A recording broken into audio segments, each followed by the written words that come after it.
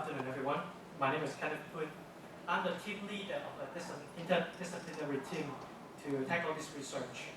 I'm the founder and CEO of a company called PhiliaEarth. Let me introduce the team member in my research. We have Ailin Iwan, who is a PhD candidate in the Faculty of Education and Architecture, researching in the Green Building. We also have Amesheva, who is the PhD candidate in the Faculty of Law at Hong Kong U, who studies international law to combat inequality in a sustainable environment. We also have Perdana, who is a civil engineer and a senior researcher at the Department of the Center of Sustainable Infrastructure Development, Jakarta. And lastly, we have Leung, who is an independent legal consultant in Hong Kong. So this research, we want to look at climate change and analyzing the implementation of COP-21 by the local governments of Vancouver, Hong Kong, Jakarta, and Delhi. So what is global warming? Global warming is an accumulation of greenhouse gases at the atmosphere layer. The greenhouse gas absorbs the heat energy, reduces the heat energy being reflected back to outer space, which results in a reduction, in the increment of the temperature on the surface of the Earth and ocean. So you see from the slides, the iceberg is melting. Everyone knows that. This picture shows Maldives. This is a very pretty area. Unfortunately, this place may melt, may sunken below ground if the sea level increased by 1 meter in the next century. So what will happen if the global warming, we didn't tackle global warming? Well, you can see that there's a lot of dry land. The penguins will be walking on dry land. And instead of having BBQ pork, it is easier for us to catch the penguins and BBQ penguins. So in fact, global warming is mainly caused by human activities. The world's population right now is over 7 billion. And we project that by 2050, the world population will be around 11 billion people. And mostly we generate electricity based on the combustion of coal and oil. They are unclean and unrenewable, and they cause a lot of pollution to the environment. Even though human problems are the source of the pollutions, we also think of some way to tackle it. We hope we can improve the environmental conditions. One of the attempts is the establishment of COP. So COP stands for the Conference of the Parties. It's an annual meeting of the world's nations to tackle the issues of climate change. This international event began in Rio Earth Summit in 1992, which sets up a framework to combat global warming. But the first COP started in 1995, and this time around in Paris is the 21st time. That's why we call COP-21. Among so many COPs, why we hear people talk a lot about COP-21? So why is that so significant in it? Well, in COP-21, it is for the first time in the past 20 years, we aim to achieve a legally binding document by international law to guide the international progress of climate change. It imposed commitment for developing and developed countries to keep global warming below 2 degrees Celsius, below pre-industrial level. Participant countries must submit their performance report every 5 years for review. Right now, there are 195 countries signing the legal document. In this chart, you can see the center line, the purple line, which represents the greenhouse gas emission to home warming by 3.5 degrees Celsius above pre-industrial era. And the goal of COP21 is to try to limit the increment by 2 degrees Celsius. If business as usual, as you can see, would be about 4.5 degrees Celsius hotter than what we expected. Well, what will happen? Then we will have barbecue penguins at that time. So why do we measure cities instead of countries? Well, first of all, cities are relatively scalable in comparison to countries. Local action can have a significant impact. As you can see from the diagram, by 2030, there's about 60% of the population in the world living in urban areas, consuming a lot of energy. This afternoon, I will give you a broad concept about the citywide sustainable initiative and major public policies in the cities of Vancouver, Hong Kong, Jakarta, and Delhi. So these cities come from the COP-21 participant countries, namely Canada, China, Indonesia, and India. Vancouver is a developed city in a developed country. It was ranked #1 as the world's most sustainable city in 2015 by the World Green Building Council. Hong Kong was ranked #8, it's not too bad actually, in 2015 by a consultant firm, Aggregate. Jakarta and Delhi are developing cities. They are also two of the world's most polluted and most populated cities. As you can see in this diagram, currently they haven't taken any actions to come back. They haven't taken any climate action plan. We want to compare within each cities what is the government initiative taken so that we can see if there's anything that we can learn from each one of those. So first of all, let's look at Vancouver. This is the mayor, Greg Robertson. He takes a proactive role in fostering a sustainable environment. For instance, Vancouver established the Green City Action Plan 2020, which aimed at creating green economy. All the new government municipal facilities are required to be built to achieve LEED Gold rating. Existing renovations also have to achieve that. The city has a very strong control over the private public buildings. Vancouver also achieved 70% average wastage reduction in 2015. You can see from the table here, actually Vancouver has taken quite a lot of city policies. However, there's no perfect city, even though in Vancouver, they still haven't tackled many of their in-house problems, such as homelessness. In Hong Kong, the chief executive is the Honorable Leung. Well, now we're looking at what kind of initiative that he has taken to foster a sustainable environment in Hong Kong. The Hong Kong Green Building Council was established in 2009. It is a non-government organization.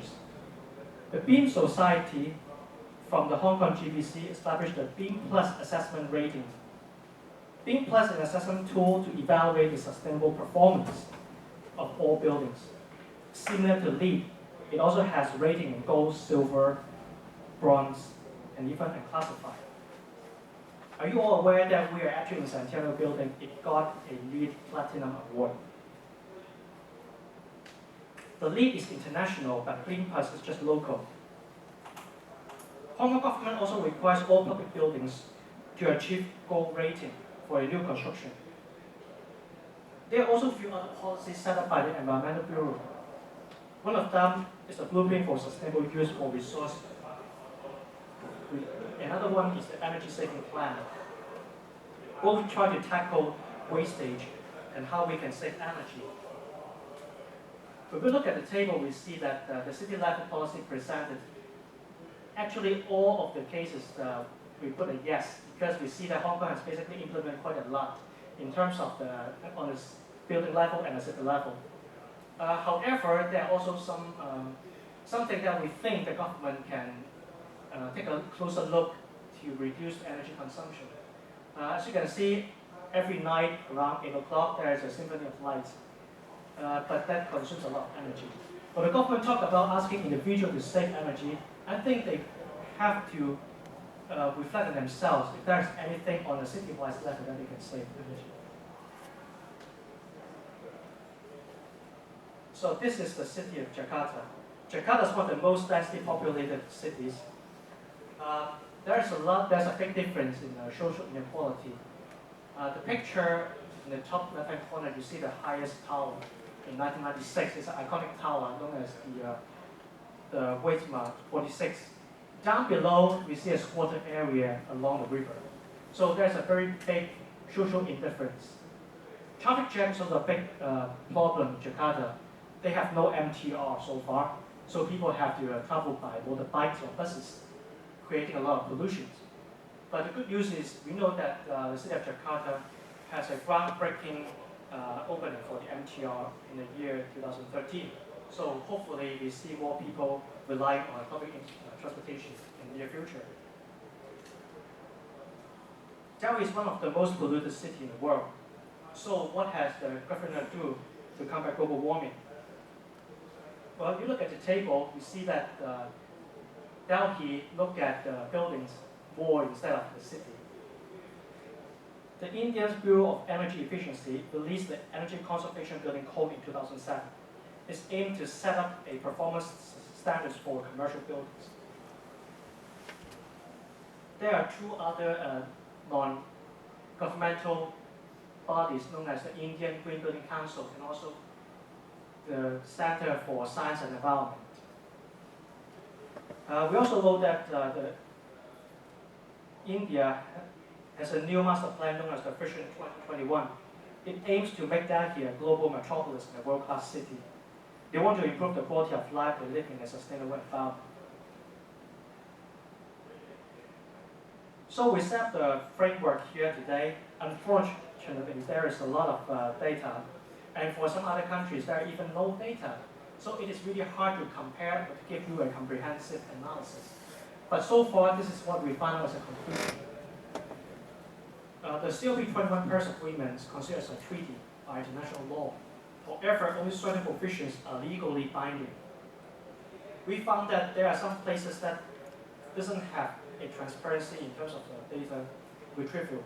For instance, in Delhi, we cannot find a lot of data. In some other countries like Vancouver, we have a lot of data.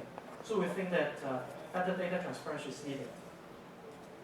Also, when we look at the COP-21 treaty, we found that an external institution is necessary to audit the performance of each country and every city to prepare a regional climate change report. Better interdisciplinary and holistic approach is needed. We want better public education on the green living and how it relates to climate change, and to inform citizens to participate in this movement. Clean energy sources needed. For further research, there are two things that we want to look at. First thing is how the state governments allocate climate funding to local municipals. And the second is how state governments interact with green NGOs to foster green living. We will study that later in ongoing research. So what we can do from local to global and global to local. We see there's an imminent threat to human societies. The alarm is ringing. This afternoon, we went through the big vision in a nutshell. To finish up, I want to deliver a few take-home message for every one of you to think about how we can help the planet Earth. Well, we see the world leaders make decisions at a larger platform. Each one of us can participate to mitigate climate change. Here you see the photo on the left-hand side. David Leung, founder of Green Mondays. I think many of you have heard of that. He advocates green living and healthy eating, vegetarian. He wants to go for vegetarian because the consumption of meat will generate greenhouse gas. On the right-hand side, you see an old lady. She sorts the cardboard from garbage for her living because she can sell the cardboard back to earn money. However, this is indirectly helping the environment because she has taken the move to sort out the garbage. As a participating architect, I'm aware of green building movement. In 2014, I helped my wife to assess the characteristics of green school in the first green school on Earth in Bali. And there, I learned how the local construction proposed sustainable design. Last year, we participated in the World Building Congress, where we learned how serious the problem is. And today, I share with all of you about this concern to see how each one of us can do our own part to be part of the solution. Unfortunately, there's no perfect solution, but I encourage each one of you to do your own part to support this unprecedented movement. Thank you very much. So, any questions from the floor?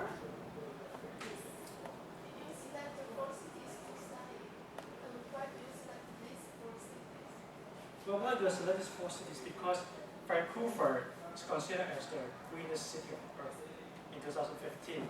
So it's supposed to be, we think that this is one of the leader to give you a solutions how better provide some solutions to help climate change. And Hong Kong, we are living in Hong Kong, so this is it's a very interesting comparison to see what we can learn from different countries. We are living in Hong Kong, so it's easy to observe. And also Hong Kong ranked number 8 in 2015 as a world sustainable city. So it's also interesting to look at what the policy is now doing to make us such a higher ranking.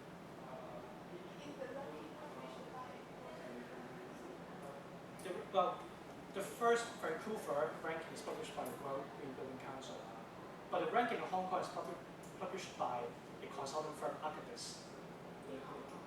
It's a global, it's an international firm, consulting firm. They do architectural design, environmental consulting, engineering, and a lot of things. So they set up this ranking.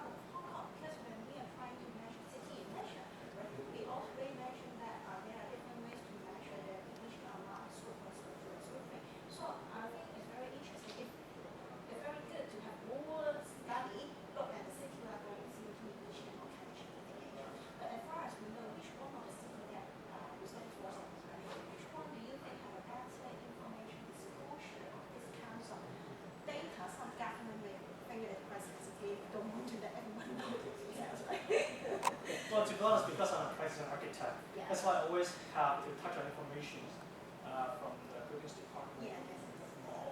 So I kind of get some inside information on that. But in terms of data, yes, I agree that it's not that transparent. So. So I think it's very good to have more criteria to ask more information or sharing more data about city level information. Thank you very much. Thank you.